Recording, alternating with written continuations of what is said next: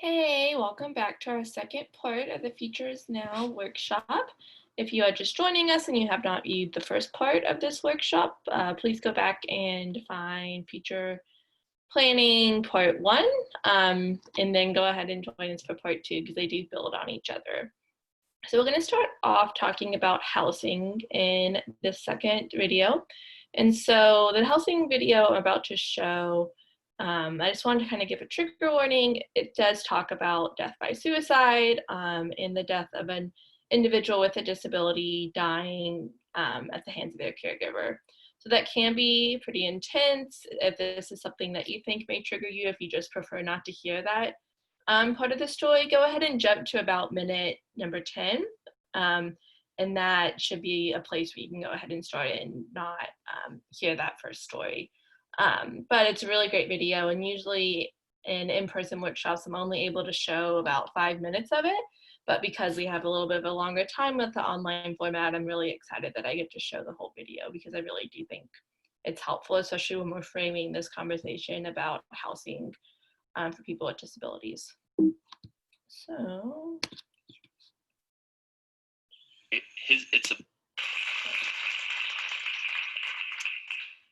normally when I don't listen to my wife, bad things happen. That's my talk. Thanks for coming out today. No, when I found out that I'd be speaking here at TEDx, I shared an idea with her, and she said, absolutely not. You cannot start off your TED Talk with a Tumblr quote. But here it goes. There was a thread of people talking about the increased number of people being diagnosed with autism over the years. And within this thread, a person with autism shared the following thought. They said, disability exists within the context of the environment. Disability exists within the context of the environment. And they went on to say that the environment isn't making people autistic in the sense of some chemical causing brain damage, but rather we've created a modern environment which is hostile to autistic people, effectively making them even more disabled.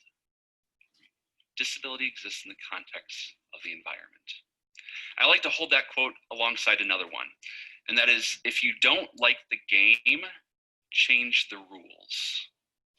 An example of this that affects all of us was the tax code changes that took place last year.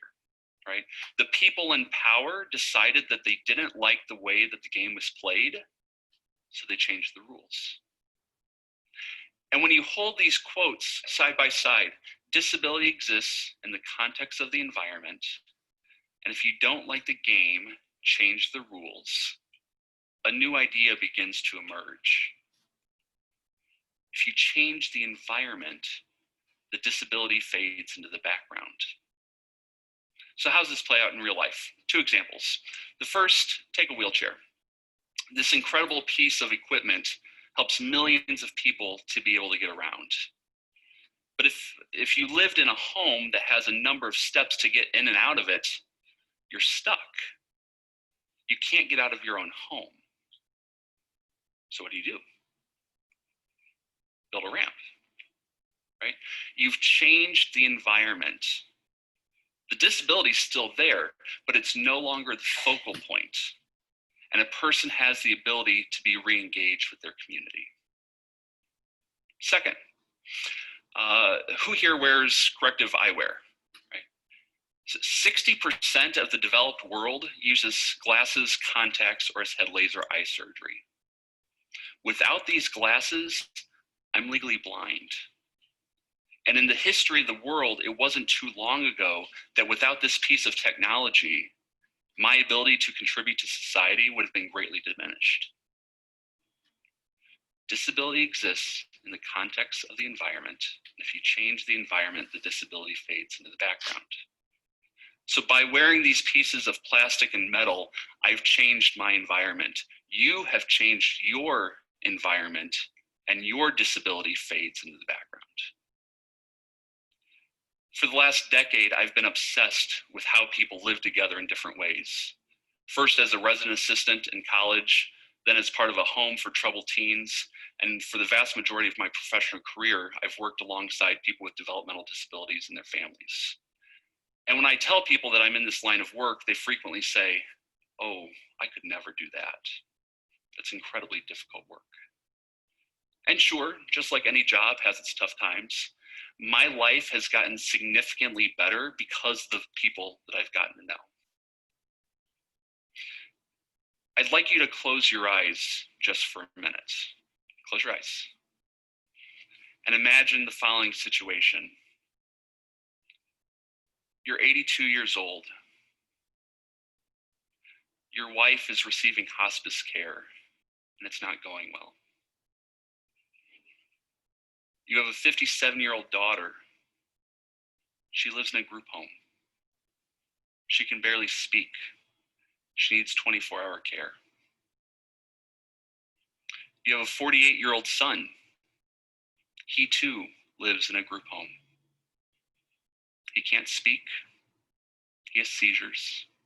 He needs help in the bathroom. You believe that he's been actively abused by his housemates.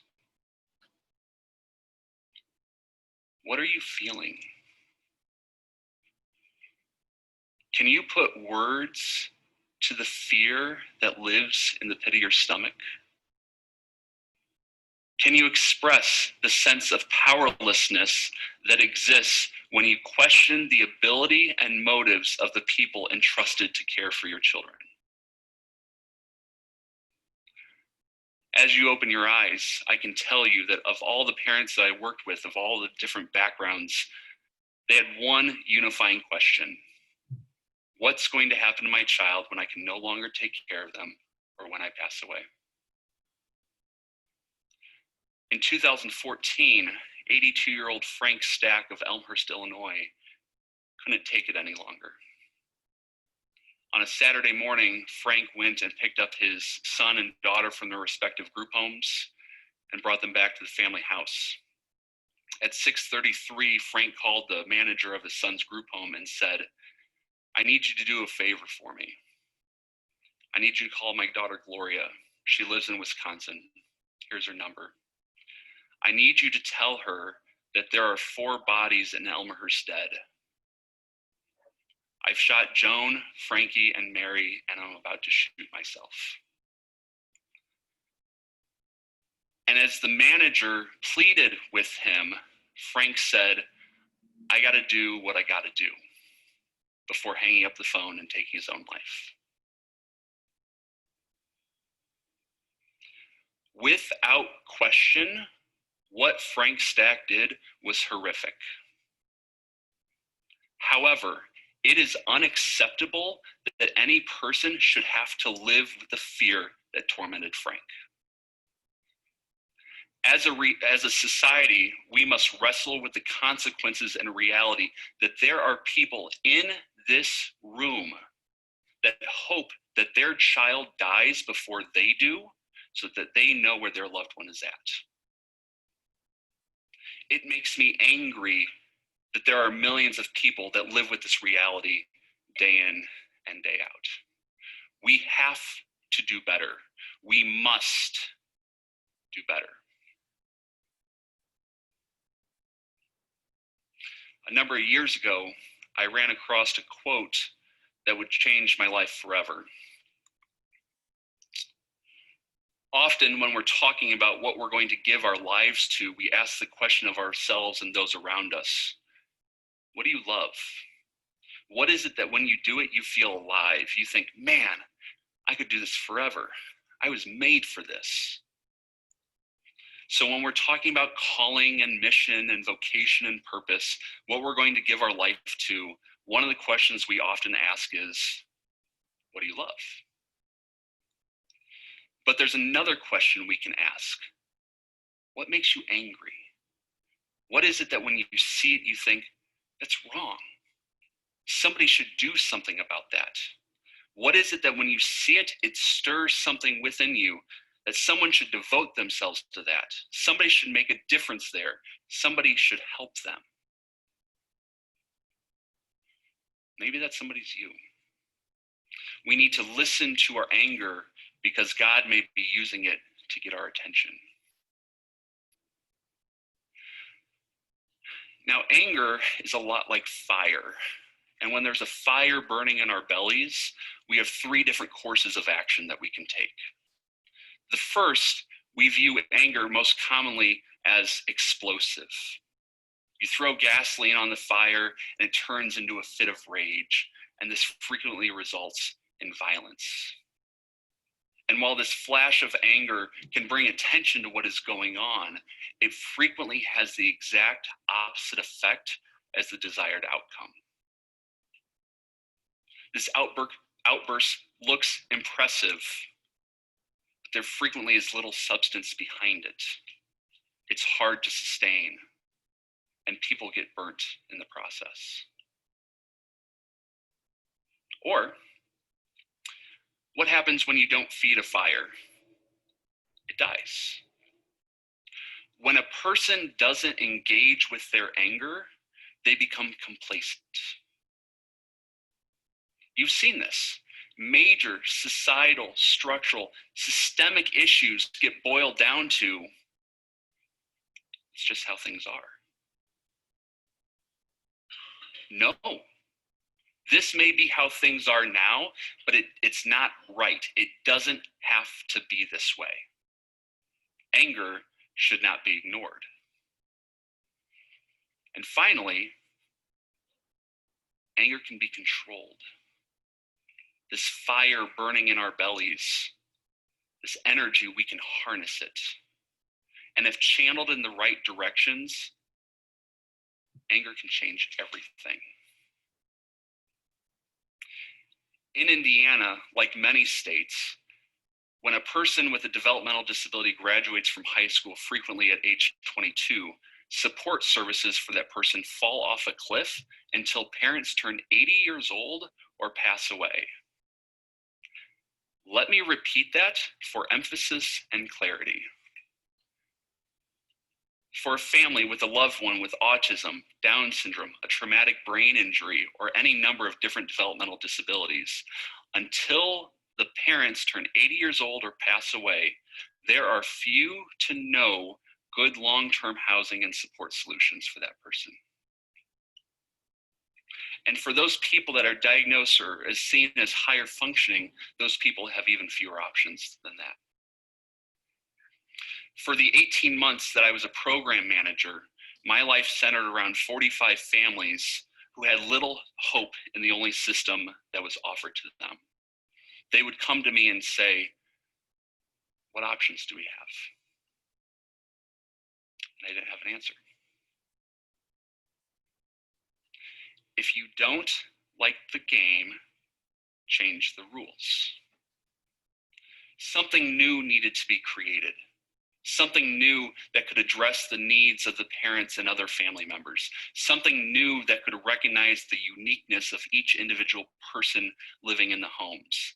Something new that would not only allow caregivers to continue doing the work that they love, but to make a career path out of it.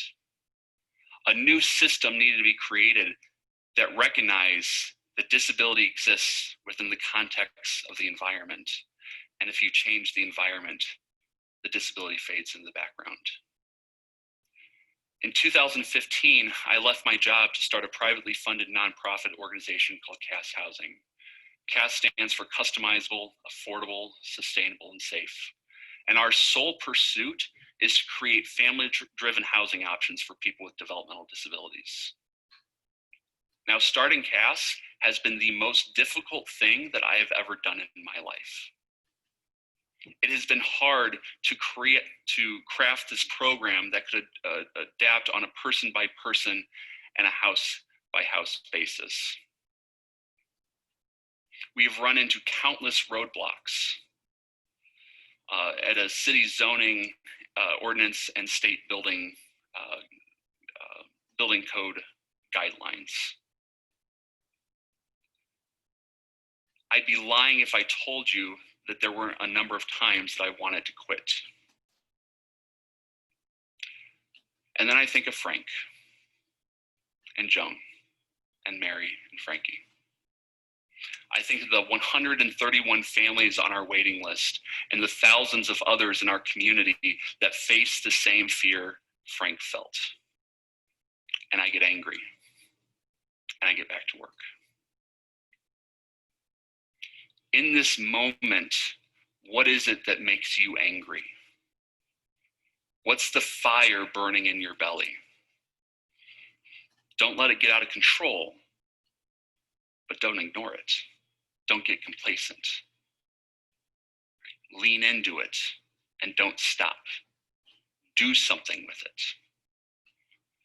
For me, this journey has taught me to see disability as diversity rather than deficit. I'd like you to meet a friend of mine named David. David has Down syndrome, and David gives fantastic hugs. And when I get a hug from David, I know that I am the most beloved person in the world in that moment. How can I love another like David loves?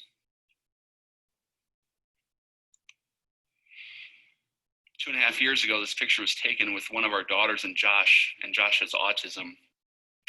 And ever since this picture was taken, every single time that I see Josh, he asks me how my wife and 3 kids are doing, because he deeply cares for them. Aren't these raw expressions of truth and love what we're all looking for out of life? See, if we continually judge people by what they cannot do, we will be forever defined by our deficits.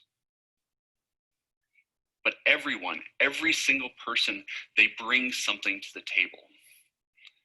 Einstein said, everybody's a genius. But if you judge a fish by its ability to climb a tree, it will spend its entire life thinking that it's stupid. The question isn't, does a person have a disability? We all have disabilities. The question is, do we have control over our environment?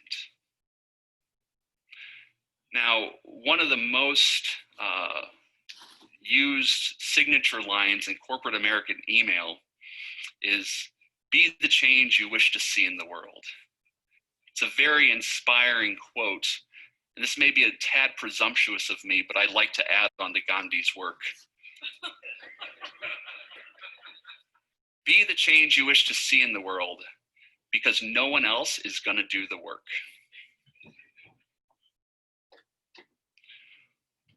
Whatever it is that makes you angry, start digging. Find out what all the rules are.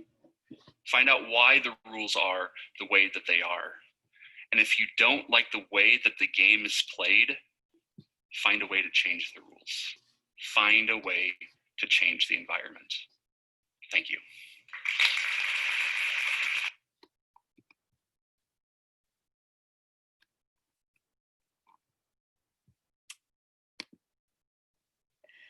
Okay, so I just want to kind of take a couple of seconds and debrief that video. I know it can be kind of a tough one to watch, especially the story about Frank and his children and his wife. However, I do want to kind of emphasize that that is not an uncommon story that happens. We know that housing for adults with disabilities, long-term housing, is incredibly challenging. So I will up there some of the bigger challenges that we hear. And I really just like the way that he presents it, and I like the way that he presents about, if you don't like the game, you have to change it. Because I think when it comes to talking about long-term housing for people with disabilities, we as families who have a loved one with a disability really do have to jump in and change it, to figure out what works for our family, what works for our loved one, and really what do we want their housing to look like long-term. Because for a lot of people, like I said at the beginning, about 70% of all people with disabilities still live in their parents' house. And while there's nothing wrong with living with your parent, I know I, for one, had to do a stint in my parents' basement for a bit. We want to kind of think about what's sustainable, what's long-term sustainability look like. Because we know that people with disabilities are living much longer than they have in the past, and our housing system hasn't quite caught up to that yet. So if you guys want to look in your participant guide, there is this sheet and it's called Our Relative's Dream House. So if you guys want to kind of pull that up, I'm just going to kind of spend a couple of minutes and you can, like I said, pause this video and kind of think through some of these questions. To really think through what would your relative's dream house look like if money wasn't an issue? And what housing options do you know of, and have you made any plans? And when we think about a relative's dream house, we want to think about what's important to them and what's important for them. And so people sometimes are like, well, what's the difference? Well, so when thinking about what's important for someone, that may look like safety concerns we need to take into consideration, or things that we think is important for them. So for example, my youngest brother uses a wheelchair, and so what's important for my youngest brother is to have a house that's accessible, ramps leading in and out of the house, wide doorways, a house with low enough ceilings so we can install his lift system that gets him in and out of bed and into his wheelchair and in and out of the bathroom. And so some of these things are important to my brother as well, right? My brother enjoys being able to get around his house. But what's important to my brother in a house is that it's close to a coffee shop. My brother loves to drink iced coffee with a shot of caramel.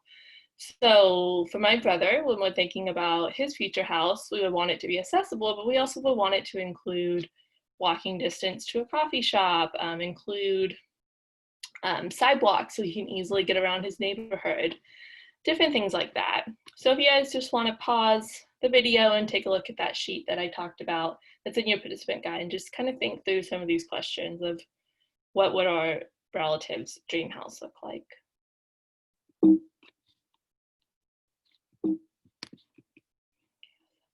And so then I just want to kind of touch on a couple of just what are the housing options for individuals with disabilities, specifically in Texas, but a lot of this does apply nationwide. So as far as housing options go, there is always in-home care. So that's living in the parent's home, that's living in the sibling's home. It can kind of look like a couple of different things. And so in-home care can be great. A lot of times we, as our loved one's relative, really know what they need, really know how to take care of them.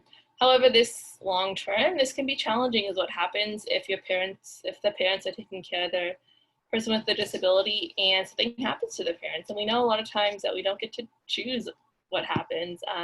So what if there's a health emergency? What does that look like for our loved one with a disability?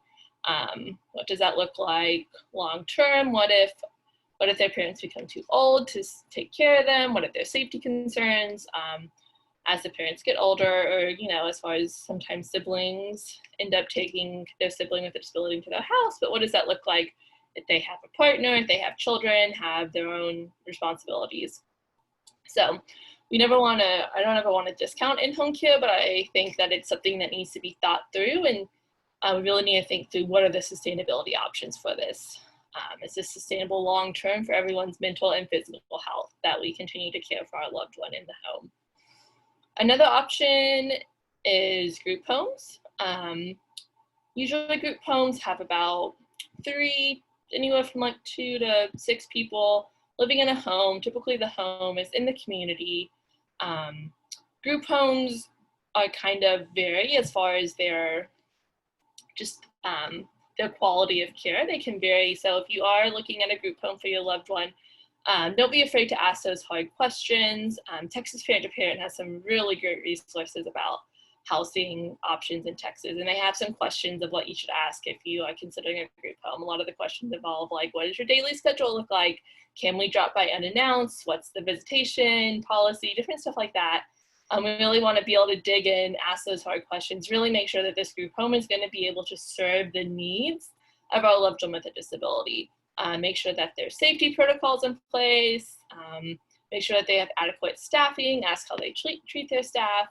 A great question in light of this current pandemic is, what are your protocols around COVID-19, just to kind of get a sense of how they treat their staff and how they treat their clients with disabilities. Another option is companion care. This is also sometimes known as adult foster care. So this is your loved one with a disability would go and live in a home, live in like a host family's home, and be able to be a part of their family and get in-home type care. This is oftentimes paid for by a waiver, which we'll talk about those waivers a little bit further on in the financial section. This can also be a really great option. However, it can be challenging to find the right fit for your family, the right host family. There is also an option for parents to get on this a similar waiver and provide in-home care for their loved one with a disability in the house. But once again, you kind of need to contact you need to make sure your relative is on the wait list for these services. And once again, it's kind of asking a lot of those hard questions around like, what does your daily schedule look like? And what do you do with people you take care of in your house? So once again, asking those tough questions. Another option is living alone or living with roommates. Sometimes families will rent an apartment and then through a waiver program set up like attendance. So for some people, they need 24-hour care, so that would involve 24-hour attendance.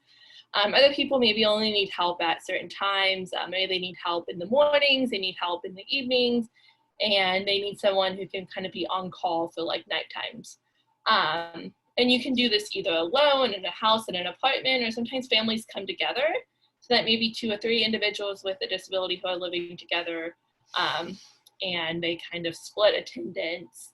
So that way there is that around the clock care. This can also look like in Austin, in UT Austin, there are 2 professors who both have sons with autism.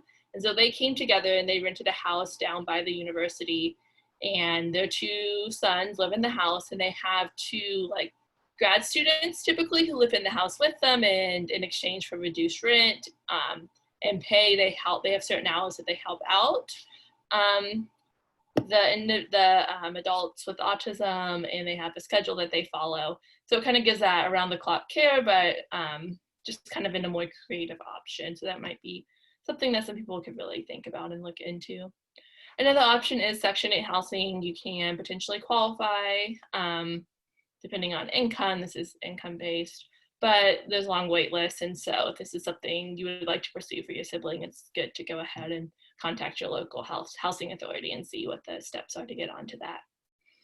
Intermediate care facilities, those are going to kind of be slightly bigger group homes. A lot of times they may have up to 8 people living in them.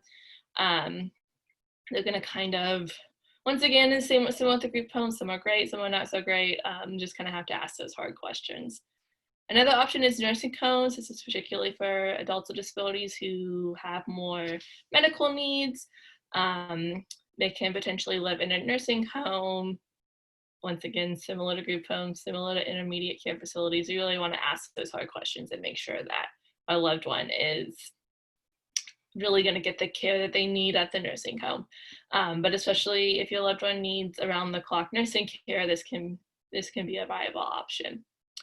There's different nonprofits over the state of Texas that have different housing options.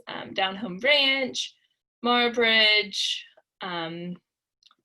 there's a couple outside of Dallas. So these, and to find them, I would just kind of Google like housing options for adults with disabilities and fill in the blank city. So these can be great. A lot of times they are some of the better group living facilities that I've personally seen.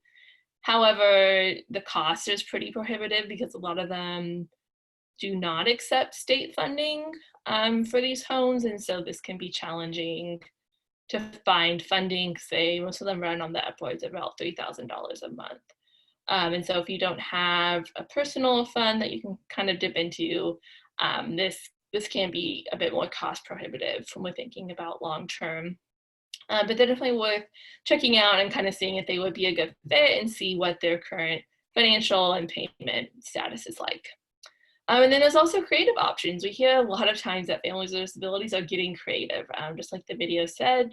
sometimes we have to change the game. And so for some people, this looks like building onto their house. So their loved one kind of has a bit of privacy and kind of has a bit of independence, but they're still right there. We've heard of families getting a duplex. And so either they live on one side of the duplex and the individual with the disability lives on the other side, or sometimes it can be the individual with disabilities lives on one side and then a caregiver lives on the other side in exchange for reduced rent to kind of be right there and to kind of be that backup in case there's any problems. Efficiency in the backyard. I know of a family and they have a lot of land out in West Texas, and so they built a tiny home on their property, and that's where their son lives. And so he's able to come to their house for dinner if he wants to, or he can cook dinner at his house, and it gives him some independence while also kind of keeping him in close contact with his family as needed.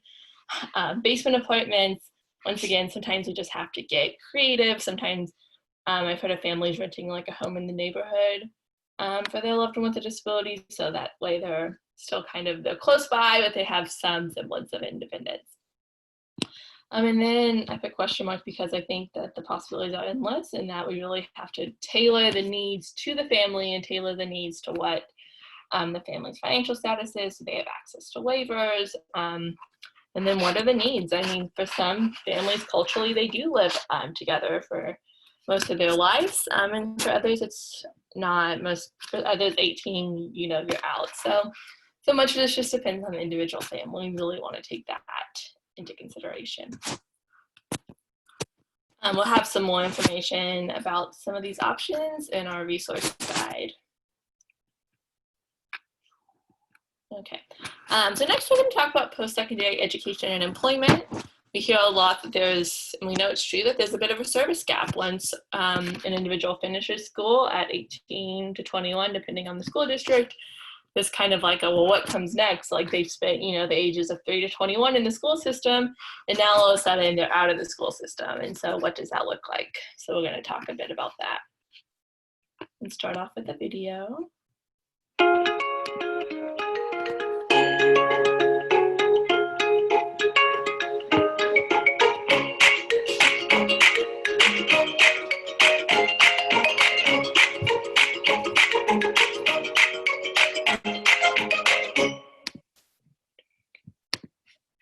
As we grow up, we all think about what our careers will look like and what we'll do at work. One of the first steps that people take in growing a career is getting a first job, an internship, or a volunteer position. If you're looking for a first job, you may want to take the following steps. Talk to people you know. They may know of jobs or groups that are hiring. Write a resume. Resumes are great ways to tell employers about your strengths and abilities. Visit job fairs in your community. You may want to talk to a vocational rehabilitation, VR, or other job services.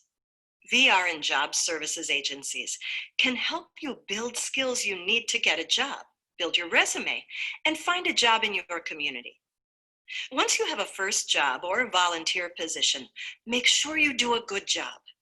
You should also think about ways you can build your skills and how you can use this experience to grow your career.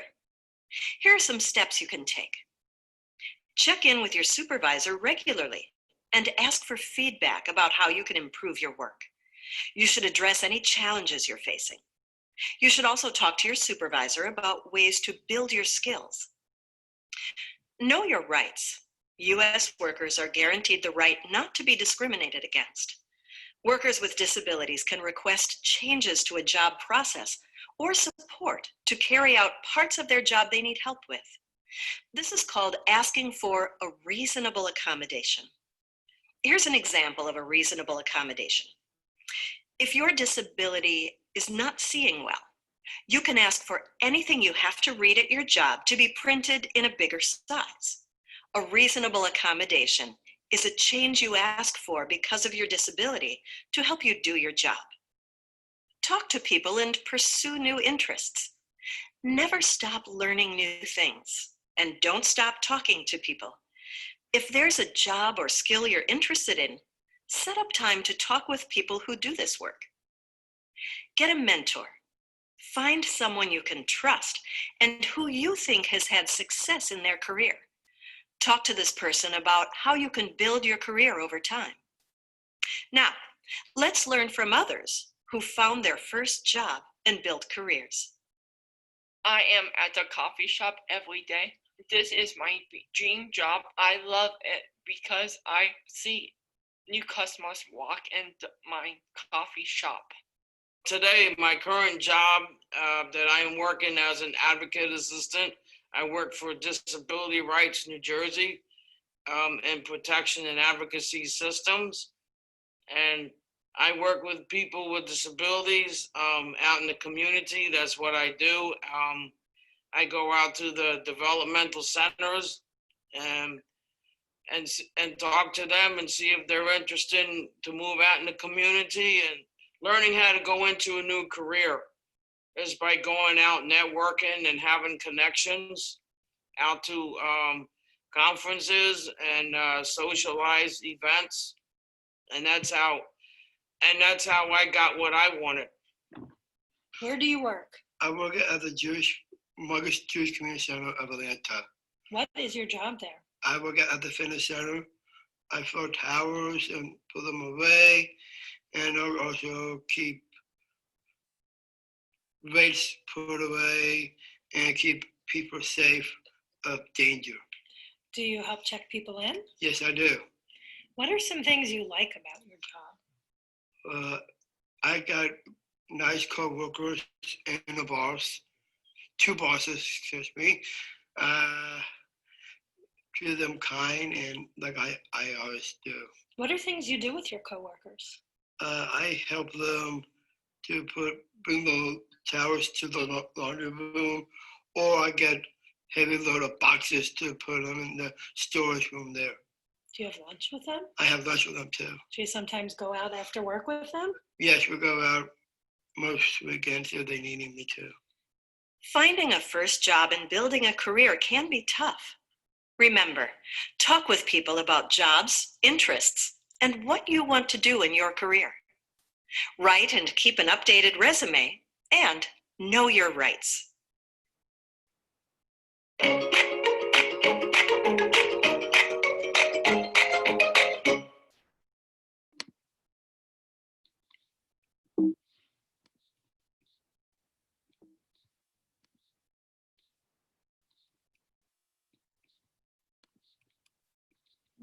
Okay. So once again, I got another part of our worksheet. This is the one that says dream job. So I want you guys just to take a couple of minutes, and like always, you can pause the video a bit if you need to. So just kind of thinking about your own job. What do you like about your own job? And then what does your relative enjoy about working? Is your relative working, and if they never have worked, are there certain things that they enjoy in the past? We can kind of go back to that strengths and preferences thing that we talked about back in part 1, and kind of think through like what are our relative strengths, what are our relatives' preferences, what are they good at? And then, because a lot of times I think sometimes with people with disabilities, we tend to kind of peg-hole them into certain jobs. So think about how a lot of schools train people with disabilities how to bag groceries. And although for some people, bagging groceries may be that dream job, but for others, it may not be their dream job. It may not play to their strengths. And so we really want to make sure when we're thinking about what job our relative would like to have, first off, asking them, thinking about their strengths and preferences, and just kind of thinking about what really is a good fit, not kind of what society tells us may be a good fit, but what is a good fit for them. So just kind of take a couple of minutes and jot down what's your relative's dream job, what characteristics, what environment, hours, type of people is important to them and important for them, drawing back on that question that we talked about during the housing section. So for some people, maybe that they really enjoy evening hours, and so they would maybe do go to a job on night shift. Other people, early morning people. Other people really enjoy talking with people. Other people want to be in a job where they never have to see anyone ever. And so we really want to kind of take all of that into consideration when we're thinking about what does it look like for our loved one to work. And sometimes I hear from parents like, well, my son or daughter with disabilities will never be able to work. And I truly believe that everyone with a disability can have some type of job. There's a lot of dignity and worth that comes with a job. Most of us have dignity and worth that come from our own jobs. And it's also true of our relative with a disability. It may not look like a traditional work may look like to us, but I believe that everybody, every single individual can do something, some type of work in the community or in their home or whatever that may look like for them.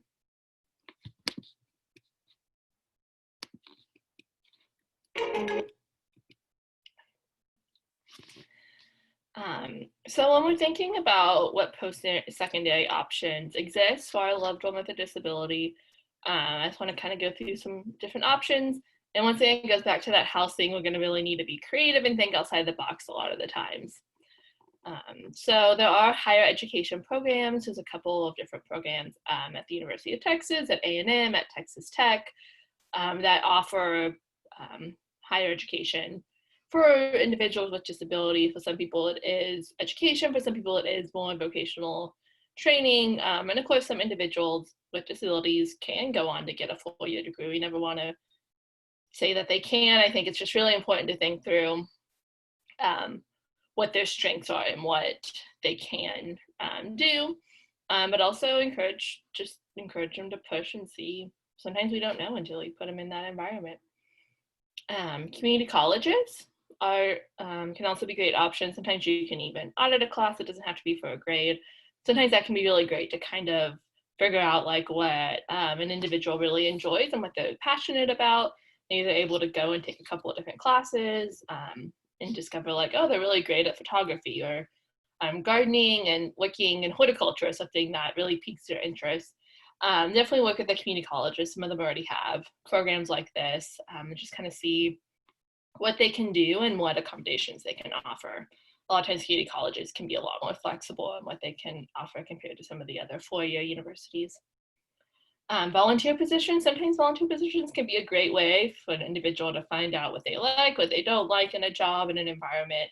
A lot of us probably have volunteered in different positions throughout our life and have kind of from that figured out what kind of job we would like to be in.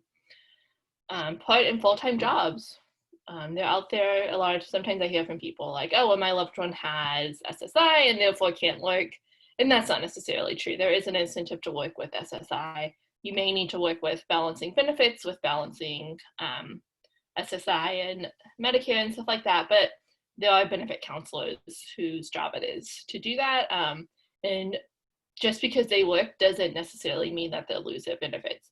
There's ways to do it that enable them to keep their benefits. And that is something that is important to your loved one with a disability. Creating a job, I have a picture of these scarves on the piano that are on the page right now.